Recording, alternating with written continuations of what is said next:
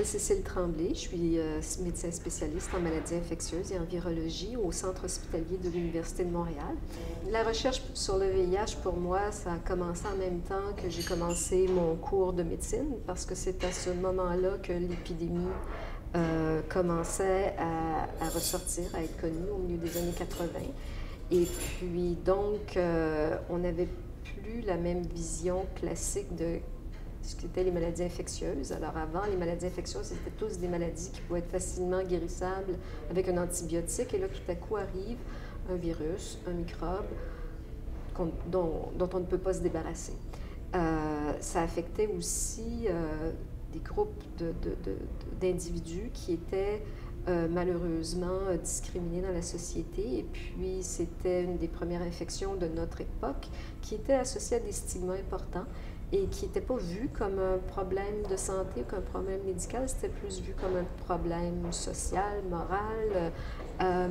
Donc, ça m'a attirée un peu dans le sens que je voyais qu'il fallait qu'on fasse quelque chose pour ces gens-là. Je voyais qu'on avait très peu de moyens à l'époque, donc je voyais que c'était important de développer des outils puis des moyens, pas juste les médicaments, mais mieux comprendre quelle était la pathogénèse de la maladie. J'avais la possibilité de pouvoir avancer un petit peu plus ma formation pour être capable de commencer à faire de la recherche là-dessus. Puis c'est dans cette optique-là que je l'ai fait et je n'ai pas arrêté depuis. Quand je suis allée à Boston, j'ai eu la chance d'être impliquée avec les équipes de Marty Hirsch qui développait les médicaments antirétroviraux, de Bruce Walker qui travaillait sur le développement de vaccins. J'ai appris beaucoup de ces équipes-là et puis beaucoup du dévouement que ces gens-là avaient à essayer de trouver des solutions. Donc, il ne s'agissait pas juste de faire de la recherche de laboratoire, mais il s'agissait de trouver des choses, des mécanismes, des moyens, des outils pour être capable de les appliquer puis changer le cours de l'épidémie.